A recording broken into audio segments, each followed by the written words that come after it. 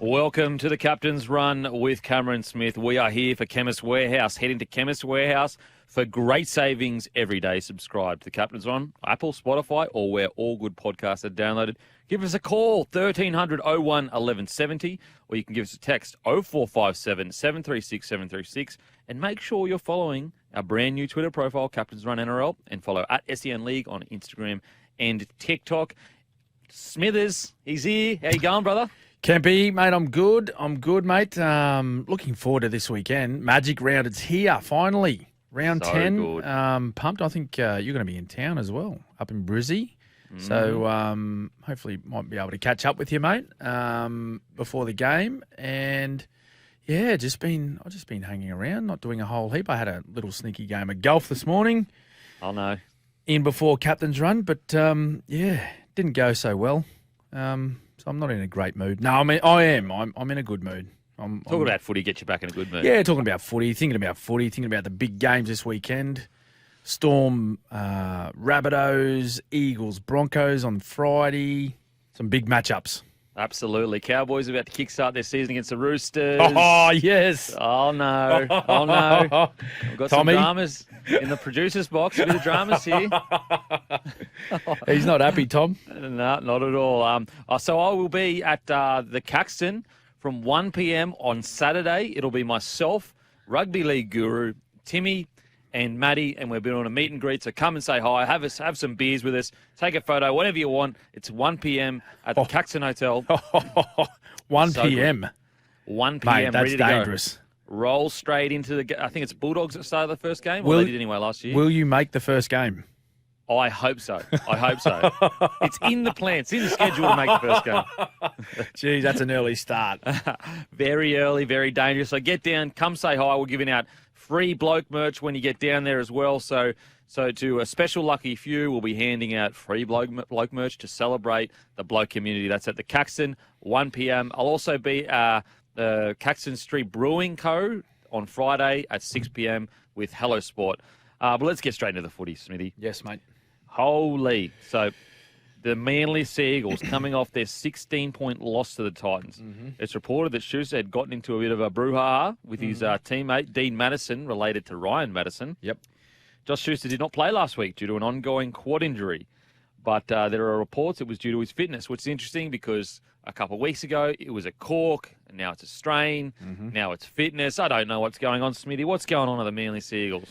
Well, there's a lot being said, hasn't there? And given that they'd started so well, Kempy, so well, like they obviously we had the brand new pre-season competition, and they took that out, the Manly Seagulls, and looked sharp. They looked good, and then played some really good footy in the early rounds of the NRL season. Of course, Schuster come back in. He didn't start the season with them. He come back in, played a pretty good game. Then he was out. Come back in again. Now he's out again. It's just, there's some red flags and some alarm bells that should be ringing around Brookie at the moment, because given the work that they've done and the way they started the year, and they just look so promising, off the back of last week's performance. Now, some dramas are starting to arise. It's alarming for their footy club. They want to jump on it pretty quick if they want to get back on the rails.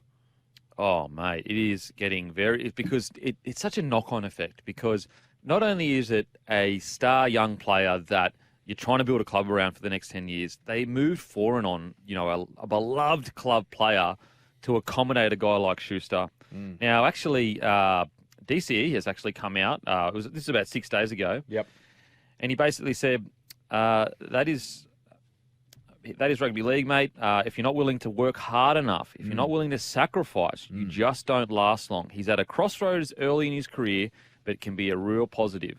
This doesn't have to be a negative for him. Spending some time away to get his body right, this could be a defining moment where he takes off to the level we all know he can reach. Yeah. So I suppose a little bit of a cryptic message there from DCE in some ways, because he hasn't really sort of spoken directly about what the issue is with Schuster.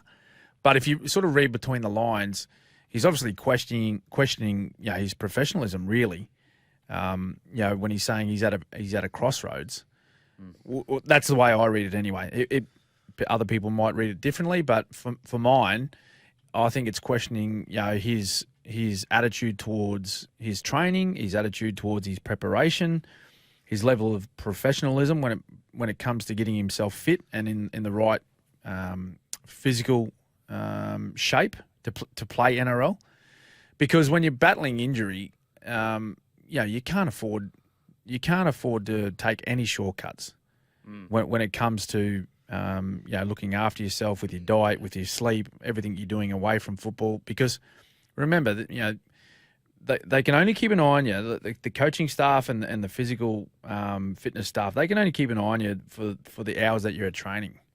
Now, if you're only spending 4 or 5 hours at training, that's all they've got you for. It's out of their control what you do away from home. So if you're sort of eating the house down and if you're drinking alcohol when you shouldn't be drinking alcohol and you're not getting enough sleep, that's not the best preparation, or it's not the best way to look after yourself physically. You got to remember this is one of the toughest sports in the world to play, and if you're not in great physical shape, then you're going to get found out.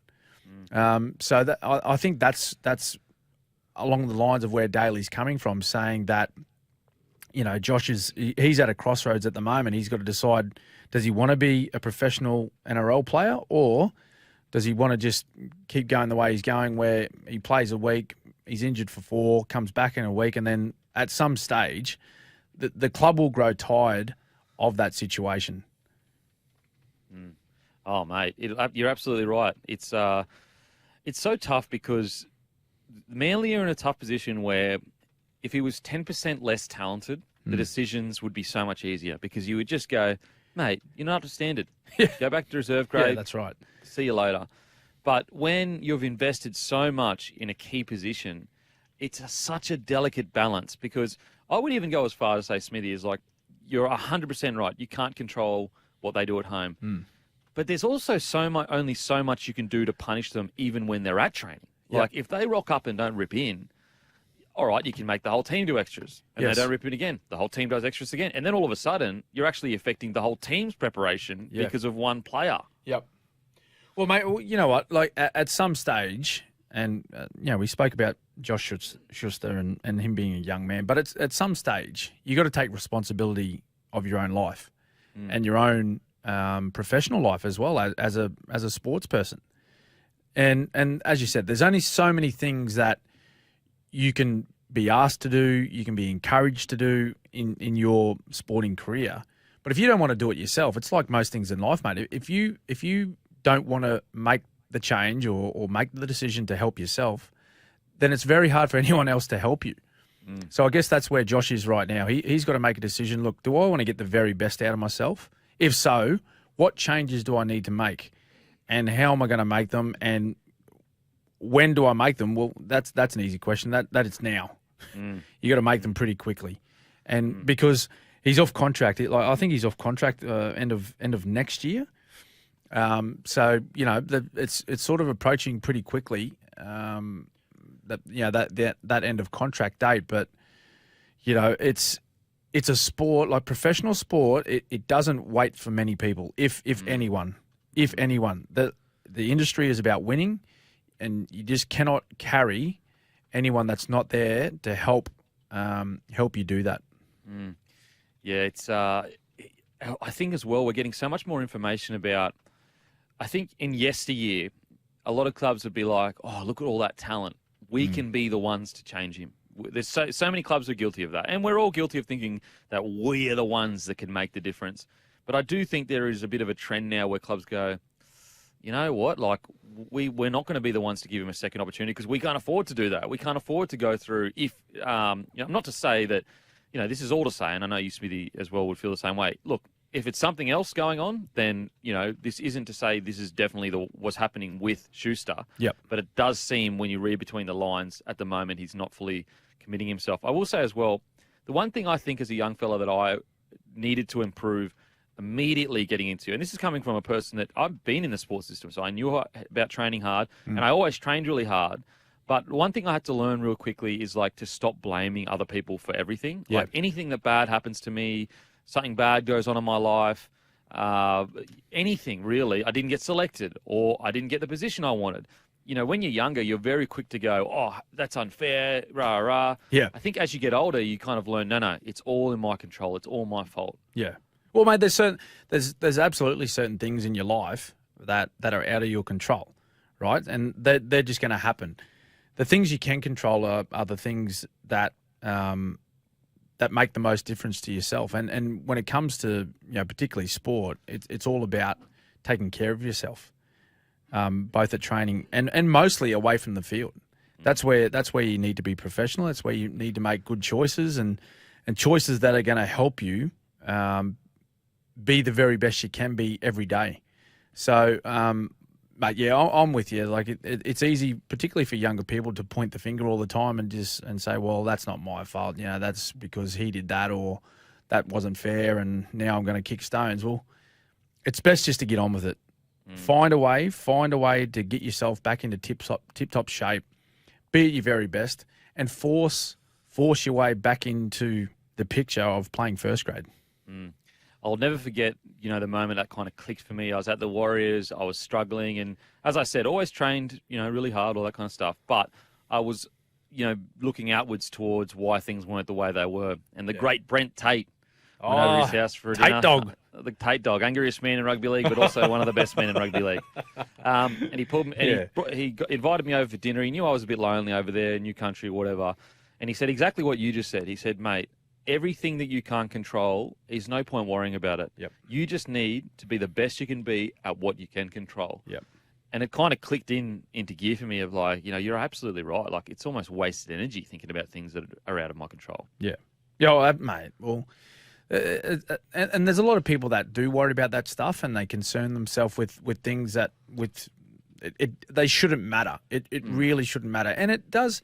It takes time to change that, mate. And I'm sure you learnt that, with your time over in New Zealand playing over at the Warriors. But once you get your head around controlling the things that you can control, and then we're not just talking rugby league here to all of our listeners. This is sort of life in general. But just control the things you can control, and I can guarantee you'll be a much more sort of you'll be a much happier, content person, and with a clear view on what you need to do every day. Now we're going to head to a break, but after the break, there is a ton to talk about. First of all, we're going to get the injuries, but Zach Lomax, Liddle, wow, dropped from the Dragons squad. Dragons currently on a losing streak. Yep. They also may be living on losing street right now. Hook is under pressure. It is an absolute schmozzle down there. Hopefully we can get some clarity as to what's going on at the Dragons. Welcome back to the Captain's Run with Cameron Smith. Let's have a quick injury wrap from round 8. Thanks to Victor School and Sports Club Supplies. Visit victorsports.com.au. Smithy, what do we got? Campy, the injury list just keeps building, mate. We've got a few more, which we dislike having to read these out, but we want to inform our listeners. Braden Burns, he's done an MCL, so he's out for 3 to 6 weeks, possibly. Hamlin Ueli, similar injury, 4 weeks, they're saying, at the Sharkies.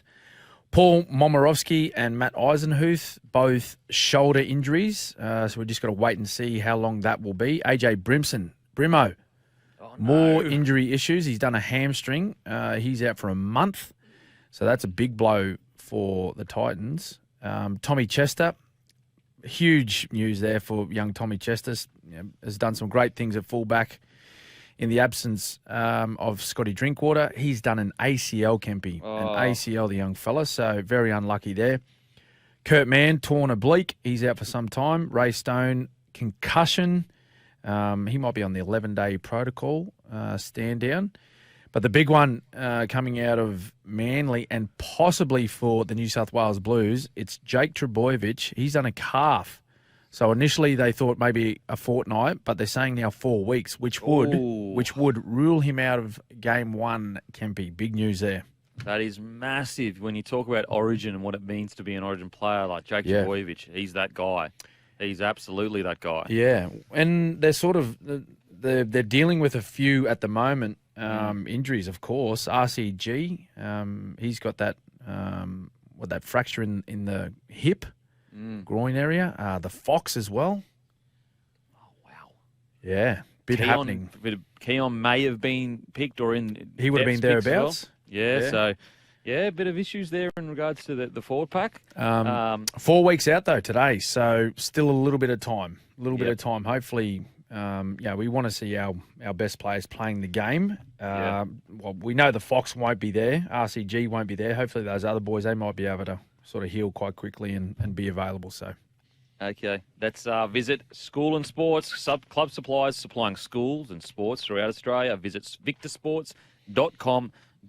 Now, we got to get into it. Smithy Dragons have dropped Lomax. They've also dropped hooker Liddle from the side for this week after losing again.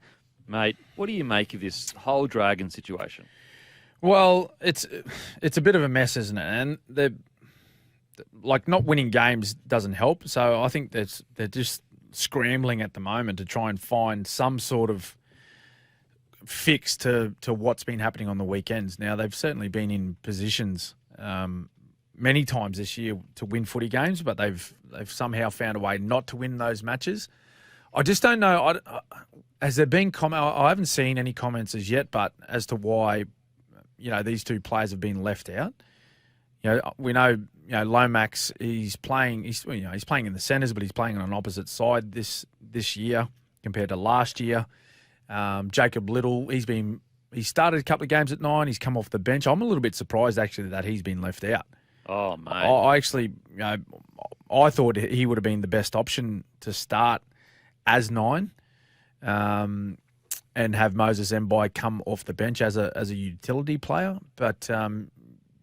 Hook and the rest of the coaching staff, they've opted to leave these two players out, which is, without any sort of explanation. Not that we need one or we deserve one, but not knowing as to why those players are out, it's really hard to comment because going off numbers and stats, and they're not the be all and end all, Kempy, as you know, but looking at Zach Lomax's game compared to last year, they're not too different as far as his involvement and his running meters and his defence. The one big difference, of course, is his goal kicking. But do you drop a guy because his goal kicking's poor? I don't know. I don't think that would be the reason at all. The Lomax one, I'm a bit surprised, especially with when I look across that back line. It's not like there are other outside backs that are absolutely blowing him off the park with their form either. It's not like he's below the standard of the backline of Dragons. Yeah. But I'd say, mate, I'm even more surprised about the Liddle because Liddle got 38 minutes. He had 4 runs, 30 metres, and he made 23 tackles with only 1 miss. Moses Mbai, he started and had 41 minutes, and he had 4 runs, 11 metres, 15 tackles, 1 miss. And so I go really? Are we going to be dropping a young, genuine hooker that we could build our spine around because he's being so outperformed? It doesn't make any sense to me, that the little one. It makes absolutely no... I agree with you as well. I understand you don't want to start in round 1 because Moses Mbai has experience and you get the experienced guy in there to make sure there's a standard set in regards to the NRL players. But after seeing him for at least 1 or 2 rounds, he would have become my starting hooker because what I'm not understanding is if you're trying to build for the future and you're trying to... Look, they're not going to win the premiership this year. It's unfair, unfortunate for Dragons fans, but it's not going to happen. Yep. So why not do similar to what the Bulldogs are doing right now? They've also basically come out and said they know they're not going to win a premiership this year, but we're trying to build a spine for a premiership in 3 to 4 years. Why don't the Dragons do that too? I'm confused as well, mate. So they've named... So Jaden Sullivan's been named on the bench. Now we know he's a half. Will he be used as an interchange 9? Yeah. With Mbai? Probably. Yeah, probably. So, there's another big positional change for him, and for the team. You're sacrificing one change for a big change in the footy side. It's to me, I just think that they're searching for a win. That's really what they're doing. It's a big change up. It might be too, like with Lomax. That might be just a bit of a give him a chance to sit out a week and just say, mate, go freshen up. Get your mind clear about your footy, and he'll come back in a fortnight's time. we'll have to wait and see. That might be the case. But yeah, the little one that's the confusing one. That's the confusing one for me. Oh yeah, I just think they're a team at the moment that are just they're looking for their answers, and they're looking for just opportunities to try and make some change for the better. Which with the changes that they made, will they be? We won't know until they come out and play this weekend. Yeah, I feel so sorry for Liddle because, as I said, I actually think he's had a great year. I've been surprised at how well he's played this year. I would be starting him. I would be trying to get his connection with Amon and Sullivan and Hunt built up as quickly as possible. Yep.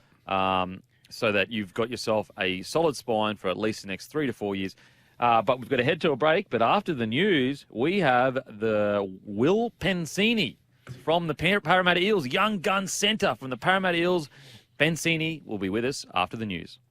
Welcome back to the Captain's Run with Cameron Smith. We are here for Chemist Warehouse. Head into Chemist Warehouse for great savings every day. Now, I'm absolutely stoked to have this young gentleman on the phone, Parramatta Eels centre, Will Penisini. How you going, brother? Hey, Kempy, how are you? Mate, I'm absolutely fantastic. Now I'm talking to this absolutely explosive centre from the Eels. Mate, how's it going? You guys obviously have hit a bit of form. You've had some, a bit of a rough start to the year, but you found your way midway through the year. What's the feeling like around camp at the moment? Yeah, it's a good feeling. Obviously a good feeling to get a win back at home and put a couple points on. And, yeah, we just look to stay more consistent and try to put that performance in every week. Mate, big win against the Newcastle Knights last week. Where'd that come from? Just the boys were enormous. Yeah, I don't know. I think it was just our energy and the way we approached it. We wanted to approach our home games a bit better. Obviously, that's our home ground, and that's where we want to perform in front of our fans. So it's a type of energy that we needed to bring into every week going on from now on, and, yeah, facing every team with that type of energy. And you're in your third year of first grade, that's correct? Yeah, third year now. And so you're 20 years old, 21 years old? Yeah, 21 in July. 21 in July, so still 20 years old. Wow.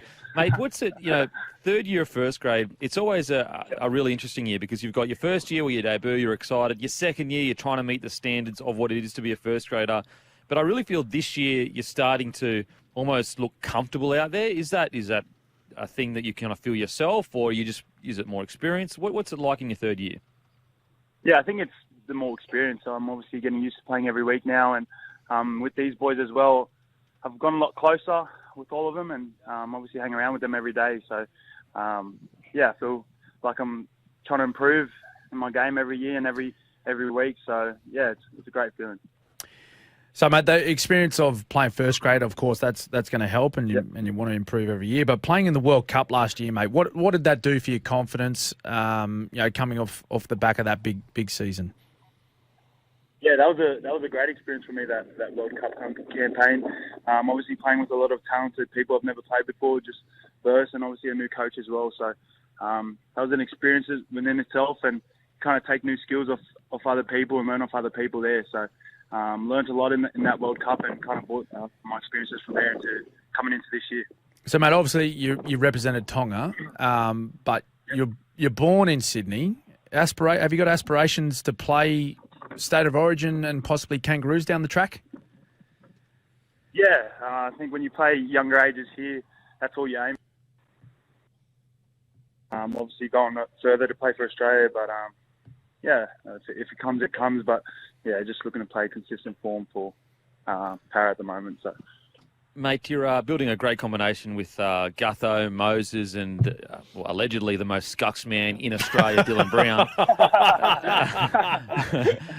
How do you tell him that? Oh, mate, seriously, the scucks levels are off the roof, mate.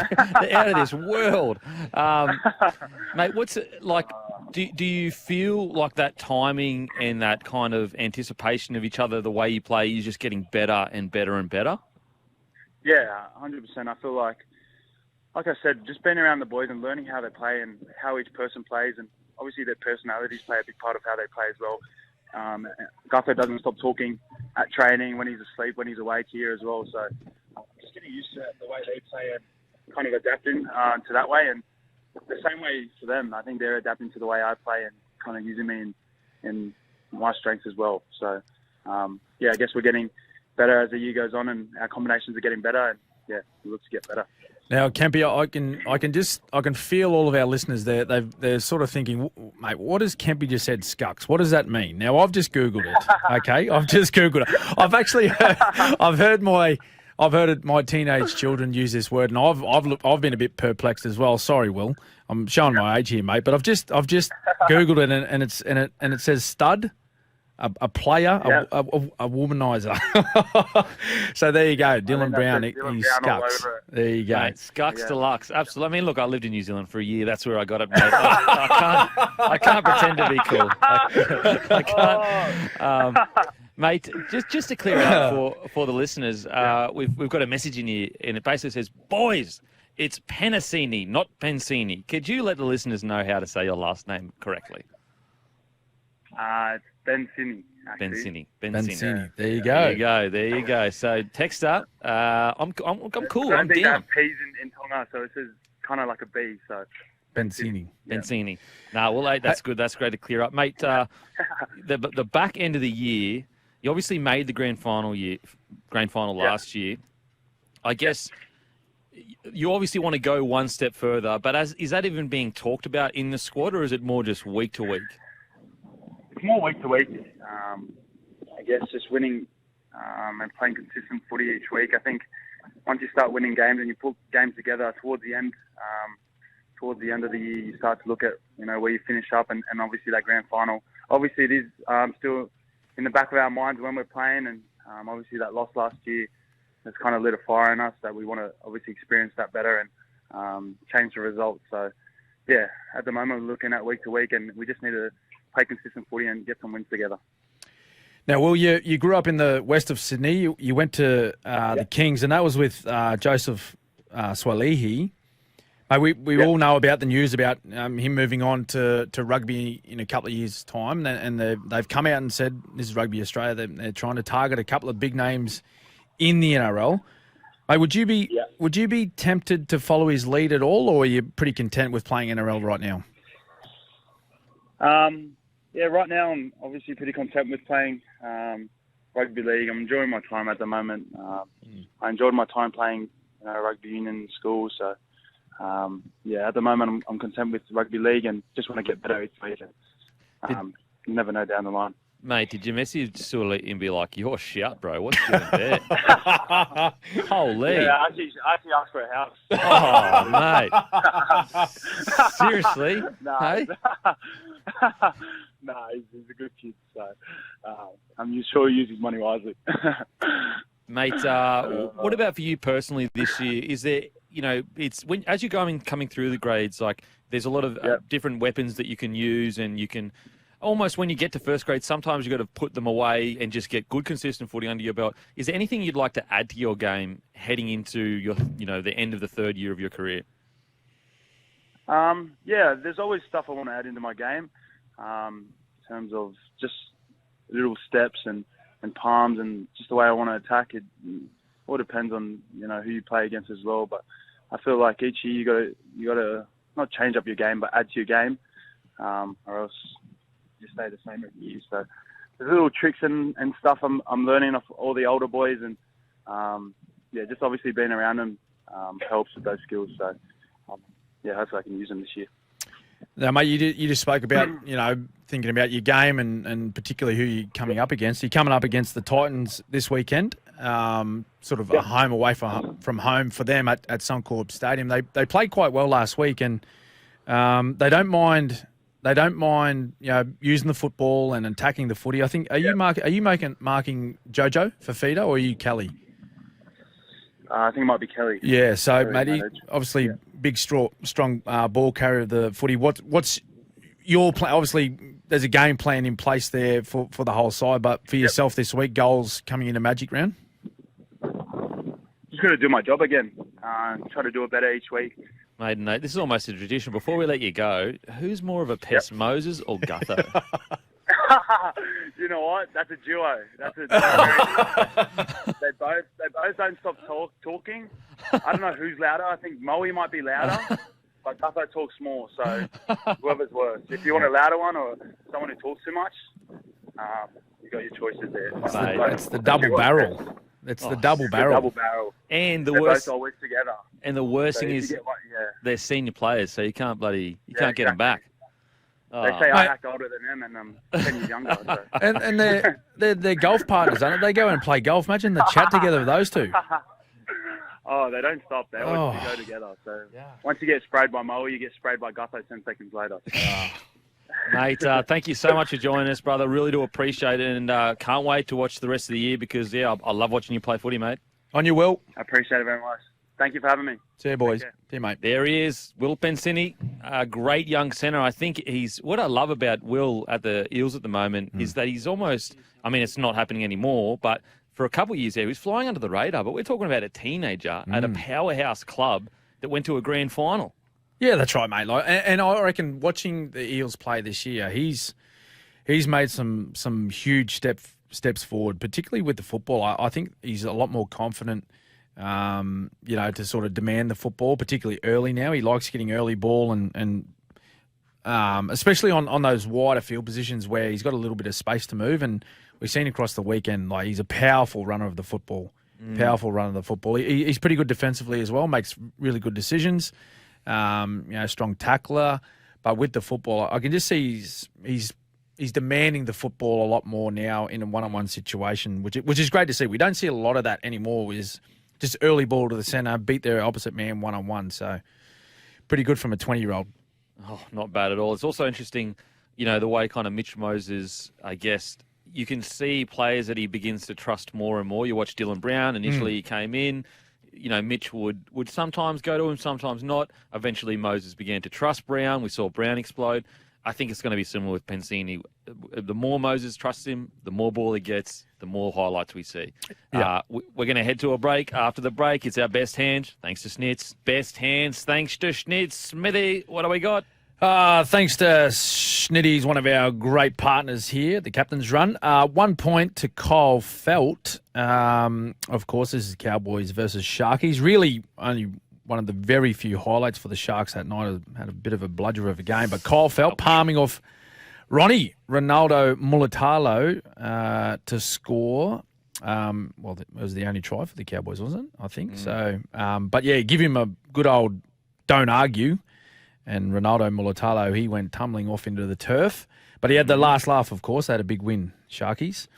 2 points, Dane Gagai. His one-handed tap-on for Dom Young to score against the Eels. I know I've said this a few times, but how good's that skill that particularly centres are showing these days where they get that pass sort of from a sweeping fullback or a half out the back and they just got to bat on because there's a charging winger, a jamming winger coming to break a couple of ribs.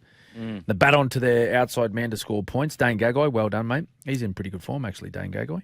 He's in great form. But 3 points, and very well deserved. This bloke was possibly one of the better players in the entire round. Campbell Graham. Don't know if you've seen this one against the Broncos, but they've been peppering that right-hand side. No, sorry, Campy. I'm talking to our listeners, not you. I know you were watching very closely on this game. I knew you were watching. But it was now I don't know if it was a set play or whether it was just a little bit of ad lib at the end. But Campbell Graham, he got a nice pass to the outside. Cody Walker looked like he was sweeping out the back of Campbell Graham, but they went short to Campbell Graham. But then Cody just held his run up and then appeared back on the inside, and Campbell Graham just giving that nice little pop pass back on the inside, almost untouched to go over and score against the Broncos. 3 points to Campbell Graham, mate. Ouch. Mate, you know what I love about that play is if it's executed perfectly, the only way it can be defended against is if it's pre-read by the defence. Yep. Because of spacing. You know, there should be at least a metre or two between you and the next guy. Yes. If it's executed to perfection, there's nothing you can do to stop it. Yeah. And it's a good play. It's a good play to use the way they did where they threw some set plays at the Broncos, some sort of structure at the Broncos earlier, and it looked exactly the same as those earlier plays. So the Broncos just went, oh, well, here comes that play again. And to the point just before Campbell Graham passed it back on the inside, they actually defended it well. they'd taken care of the play, but with the way that they changed it right at the end, they put that little variation on the end of it where Cody held his run up and turned back up on the inside. It's just open space. So yeah, that's a play that it's going to be the Melbourne Storm this week that they're going to have to look out for. Oh, what a game. Rabbitohs v the Storm. Unbelievable. And I mean, the Rabbitohs, talk about... They are just in such a good place right now in regards to the talent they have, the roster they have, the way they've brought people through the ranks. Anyway, you can get to that later in the show. But after the break, we'll wrap up the first hour. Smithy, we got some texts there, mate. We've got a few actually. Kempy, keep them coming in, guys, please. 0457 736 736. This one, hey, Beacon Goat, love this time of week. Boys, I'm a mad Broncos fan. I feel Bronx have been a team that dominate a half but don't put a dominant 80 minutes in.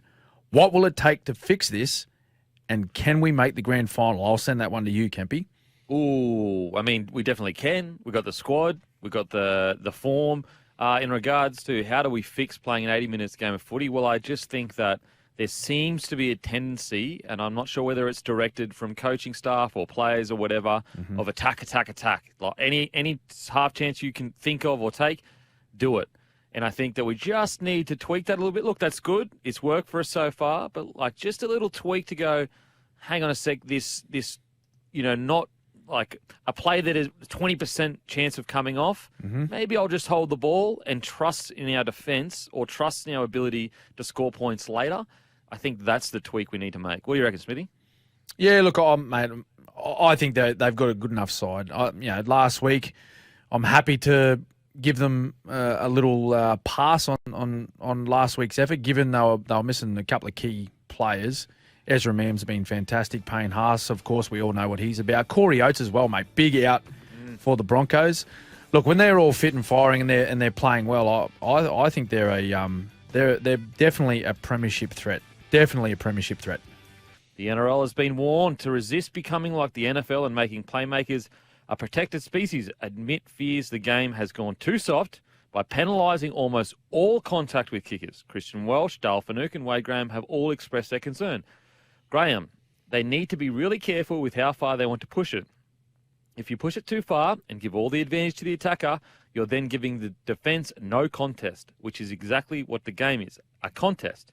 Welsh, you should get cheap shots out of the game. But if you want to give Nathan Cleary half an hour to kick a ball, he's going to put you a half a metre out from your try line in the corner and you will lose that game. And then Finucane said, you can still put pressure on, but I feel like now it's really going to be about how it looks. It's whether you've hit someone and taken them to ground as opposed to grabbing and holding someone to the ground. You can't be penalised for that. Cleary, Hines, Keary, Tanner Boyd have all received penalties in recent weeks for being tackled while kicking. What do you think, Smithy? Yeah, look, I've noticed this change as well, Kempy, over the past few weeks, and we've seen it creep into the game slowly this season. The protection of, the playmakers and particularly kickers. We've seen also the repercussions of players hitting, halves in particular. The halves going to the line with the football and they got their back turned. There's a fraction of a second between someone receiving a penalty and potentially being put in the bin compared to, staying on the field and the referees and the bunker. I'll include the bunker because they get involved a lot these days, not doing anything about it and allowing the play to play on. But I do agree with these guys in particular about the kickers. I've seen some very soft penalties over the last month. Now, again, we'll make the point, and all three of these players have spoken about it. They don't want to see cheap shots in the game. They don't want to see, foul play, taking a guy out late, and in particular with kickers, for the guys that leave the ground when they kick, which is most of them. You don't want to see someone coming in and attacking legs, okay? They're in a vulnerable position. If any of those things that I just spoke about, attacking legs, hitting late, and particularly when you go after someone, in a manner which is foul play, then fair enough. Be penalised. They can be penalised even put in the bin if it's bad enough. But some of the things that I've seen penalised, barely touching a kicker, brushing past a kicker once he's kicked the ball, even times where there's been contact made simultaneously as that kicker is kicking the football, it's now being penalised. Like, what are we doing to our game if we're doing that? It's been played this way for a long, long time. It's been played 120 plus years this way. What? Sorry, I shouldn't say that. Plus years. Roughly 120 years in this manner. And again, and I sound like a broken record, it's what makes our game so unique, is that you can go and do this. Now, Christian Welsh makes a good point. If you give Nathan Cleary just that fraction of a second longer to kick the ball, he will put it on a 5-cent piece. All right? He will put it on a 5-cent piece, as will most of the kickers in the competition. They put a lot of time into it. They put a lot of practice into it. It's a skill that not many players possess, is the ability to kick the ball. But the halves, if you give them time, that's their job. They need to land it on a very small patch of grass. But our game is about putting pressure on opposition players. And it doesn't matter what number you've got on your back. I feel as a kicker, if you want to hold the ball and you want to kick the ball, then you're entitled to be put under pressure by a defender. And now if he gets to you when you've still got the ball in your hands, or the ball has not yet reached your boot to kick it, then you are open slather. As long as, it's all legal. You can't be hit high. You can't be hitting the legs. I think we've gone a touch too far with the way we're penalising defenders right now. And everyone I talk to, I'm around, sort of the junior footy clubs and, the state league competitions and just people in general that are rugby league fans. They're all of the same opinion. I haven't had one person come up to me and say, geez, I love that a new initiative that the NRL have got and the way they're officiating these games and blowing penalties for kickers being touched. Like they're confused. Why are we making these changes? And I don't know. I don't know if we've had a clear explanation as to why these changes have been made. Maybe they are because of what you're talking about, Kempy. Does the NRL not want our game to be played aggressively anymore? Do they not want? Like, I get it. Small things have been mentioned about protecting players, and it's about player safety, and defenders have to have a level of what have they been saying? They have to duty of care. They have to show a level of duty of care towards opposition players. That I can't remember ever walking on the field thinking, geez, I have to cradle people to the ground and make sure that I'm not making them uncomfortable, or in some cases they may get injured. I knew that myself as a player. You knew that yourself as a player. When you walked on the field, you might get hurt. Yeah. As long as it's not through like illegal types of play, then because you knew you had an official to look after that. You knew there was things that happened post match with match review committees and whatnot. But please, some of these things that we're now penalising and we're ruining. I'll tell you what can happen. Like, we are coming up to a huge weekend of footy, Magic Round. Okay, you and I are both going to be up there. Saturday is a sellout. There's going to be huge crowds. There's going to be, a massive amount of people, over 100,000 people going through the gates across the 3 days. We don't want to see a weekend of unbelievable football ruined by just mass penalties. Yeah, I totally agree. The thing that's frustrating as well, and maybe they did get wind of it, but to my understanding, what I don't understand about these big crackdowns on certain things. Are the NRL going to clubs before the preseason starts and saying, just so you know, we've got all this data saying that our kickers are getting jammed after and blah, blah, blah. Just so you know, if you touch them, blah, blah, blah, you need to change your technique in this, this, and this. Yep. Even like a couple of years ago, or might have been a year ago at Magic Round when the head high thing came in. Yep. The players had no time to prepare for that. No time to try to change their technique. And so I feel like even if you go, all right, NRL, we totally agree with your direction. We go, yep, we totally agree with it. At least at the start of each year, give the clubs a clear criteria as to what they need to change so that they can prepare the season the best they can to fit the rules that are being adjudicated. Yeah. Well, I think CEO, the NRL CEO, Andrew Abdo, he was on TV across the weekend. I think Billy Slater asked a question. We'll hear what his response is right now.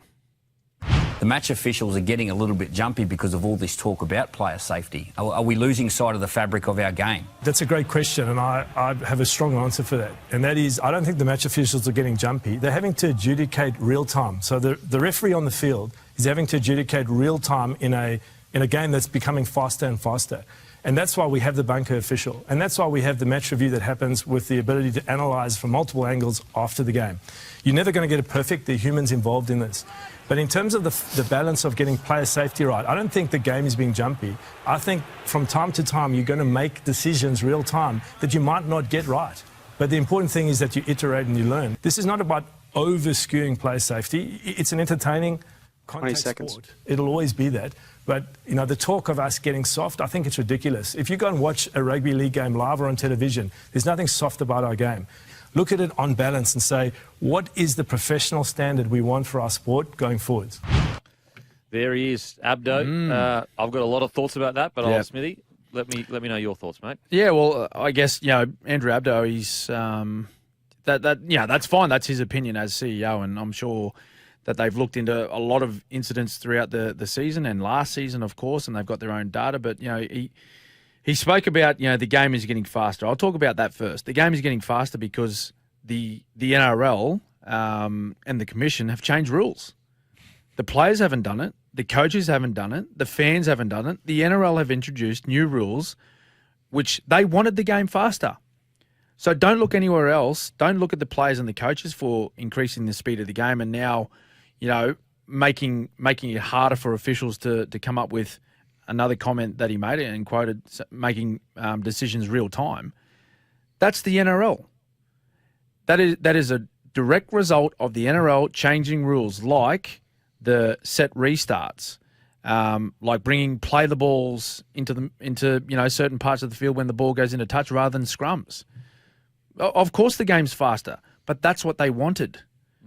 They made a clear decision to change the rules, which sped up the game. Now, that's not the players' fault. It's not the coach's fault, and certainly not the fans' fault for that happening. And he spoke about the officials having to make decisions real time. When have they not had to make the decisions real time? They've done that, as I said, in the existence of our game. I don't think it takes away the fact that I certainly believe that we are getting very jumpy and it's most certainly around, players being injured. It's like they're trying to change our game and have certain rules in play to stop injuries, to minimise injuries, which in a sport like ours and for the things that make it so great, I don't know how that can happen. I think fans understand that injuries are a part of our game. I think coaches understand that injuries are a part of our game. And most importantly, players know that injuries are a part of our game. As long as it's not due to foul play or illegal play, I think everyone involved in our game, from a fan point of view, coaching, players, whoever it is, I think there's a sufficient level of understanding that injuries will happen in our sport. Yeah, I agree, mate. As we said, it's this optics thing. There's a couple things, and look, Abdo's job would be that hard, seriously, trying to keep so many different parties. That's a given. But there's a couple of things that I felt that he, I guess, conflated a bit. This idea that, people that say the game's gone soft, I don't think any reasonable people think the game's gone soft. No one reasonable thinks that. Yep. What we do think, though, is that when a kicker gets tackled or touched and then there's a penalty, that is soft. Yes. When we've got players laying down because they know the environment was created for them to lay down. Correct. That is soft. So I think there's a world of difference between, the game's gone soft. No way. The game's harder than ever. Yeah. But there are parts of our game that are becoming soft. Parts. Keyword is parts. Yep. Because an environment is being created that promotes that softness. That's right. And it's particularly around those decision-making around penalties and sin binning.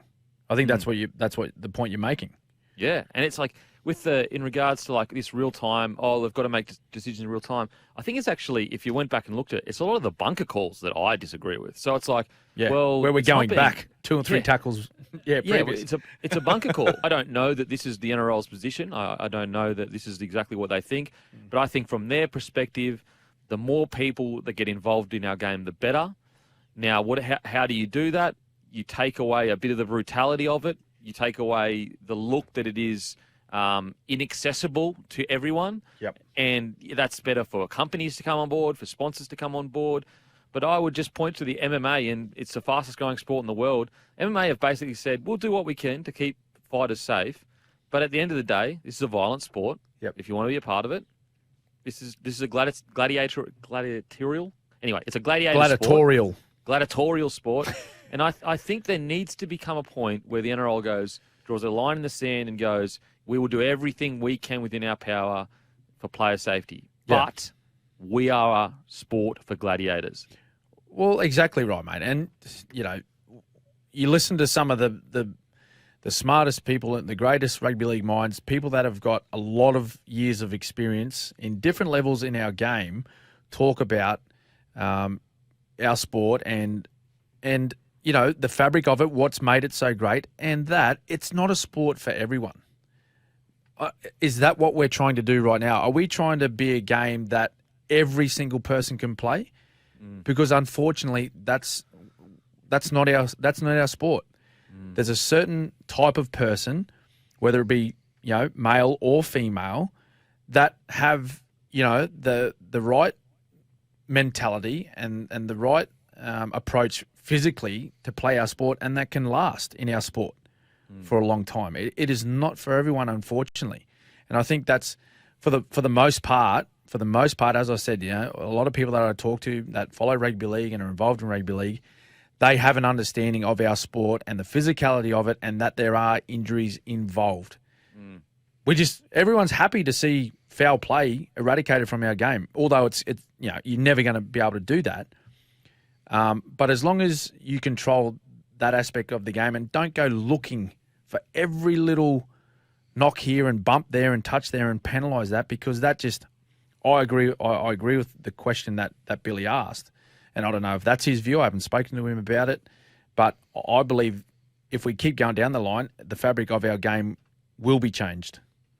Yeah, I agree. I think, for example, the fabric of the rugby union game has changed substantially over the last, 10 to 15 years. Look, is that the only reason why they're struggling in Australia? No, but I do think the fact that, people are getting sent 10 in the bin in union for, like, if you hit above their nipple sometimes. It's like, wow. Anyway, we have to head to a break. As we said, the NRL have a tough job. We understand that. We know it's not easy, but I do think there are parts where we could be just a little bit more confident in our game, confident in the fabric of our game.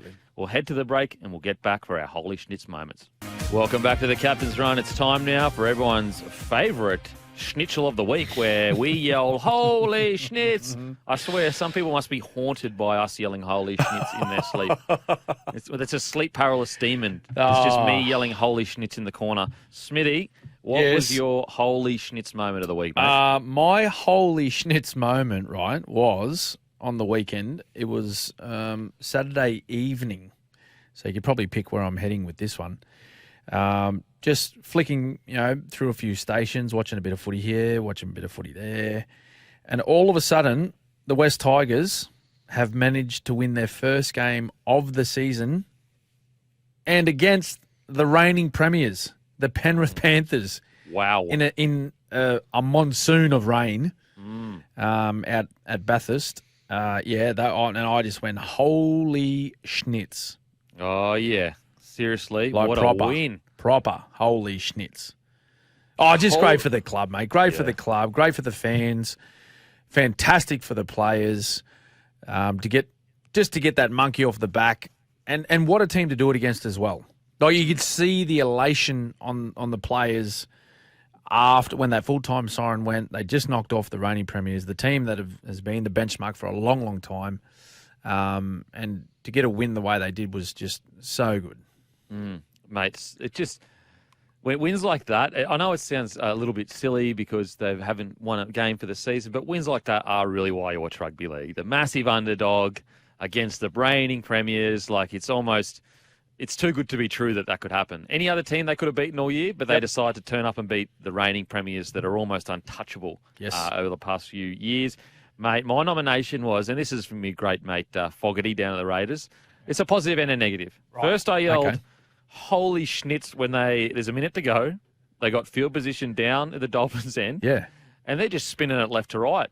Yeah. And I'm yelling, holy schnitz, just take the field goal, bro. Just take the field goal. What were they doing? What's Adam doing? And then I yelled, holy schnitz again, because Fogarty then turns around. He kicks the field goal to win the match. It's his first ever field goal to win the match, and I love that for Fogarty. Give him some confidence. He's slowly building, his connections to the players around him at the Raiders. So 2 holy schnitz in one game for me. First was a bit of a holy schnitz, just take the field goal, bro. Yep. Second was, I'm so happy for you, mate, because that was a really, really important win for the club. We saw Whiten at the end of the game and Ricky Stewart in tears. That's how much it meant to them.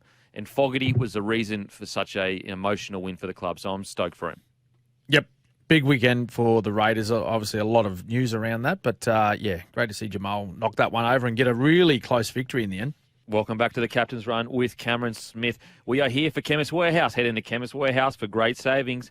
NRL expansion. There's a bit of chat there about a second team in Victoria. Look, I just wanted to quickly throw it out there.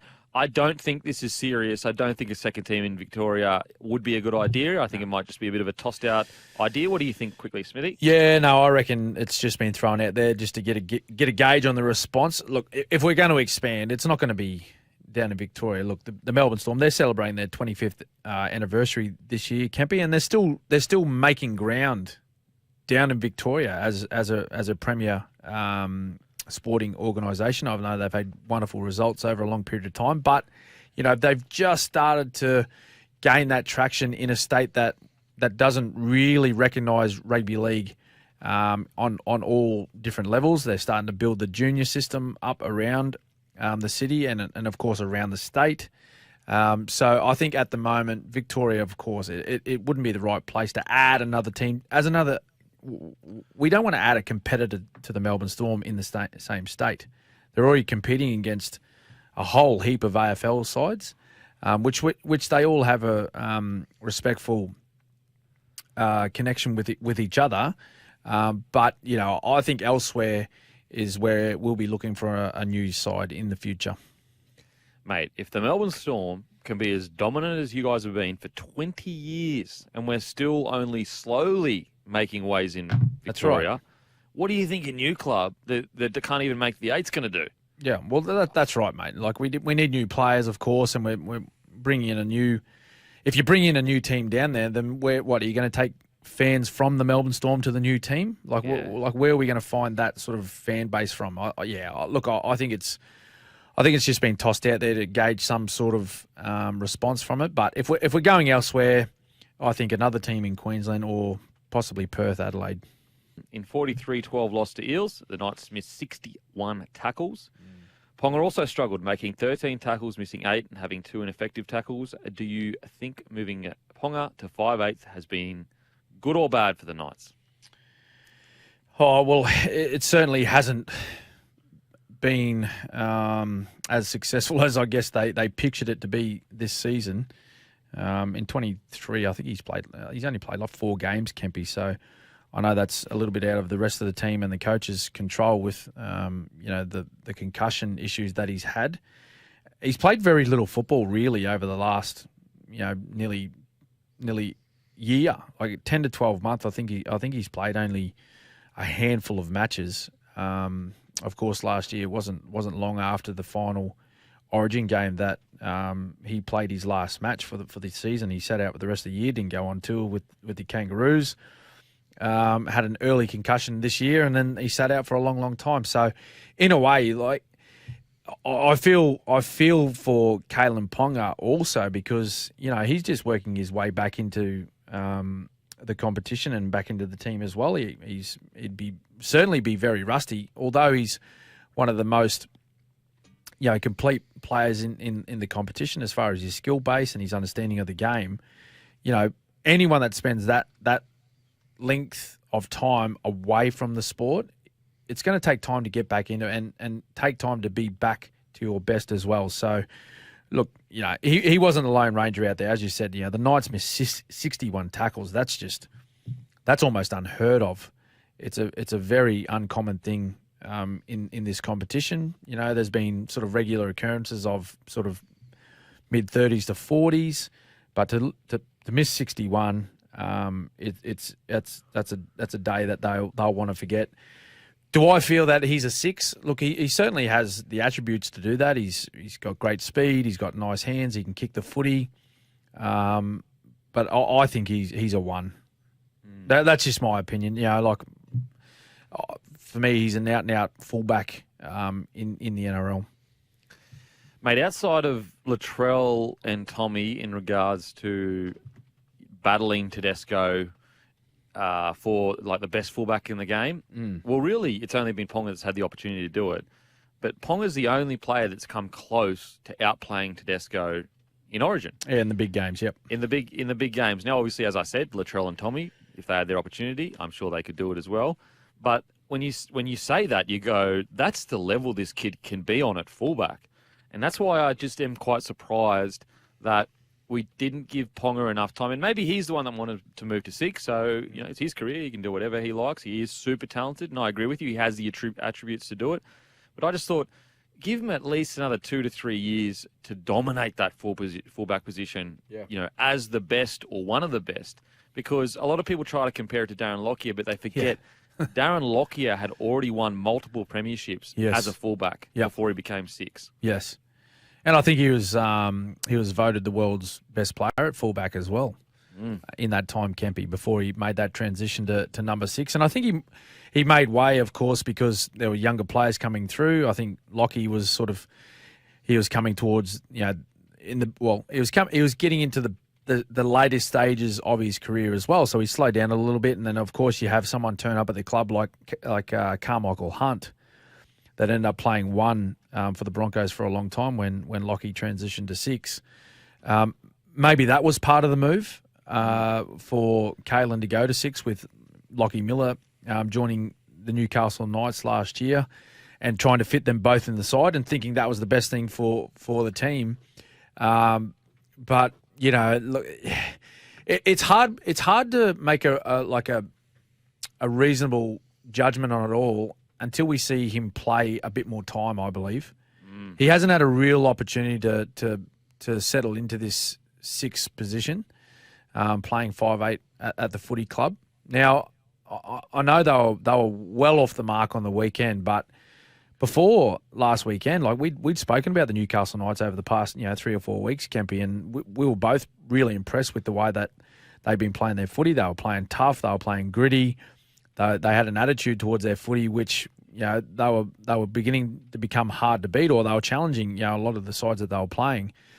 But last week they just weren't there for whatever reason. We're not part of their club, so we don't know what's going on there. But how much time do you give it? That's the only thing, because you've only got a certain amount of time per season to get things right, and to get a game plan and a team together that makes everyone as close to their best as possible, which gives your team the best possible chance of winning every week.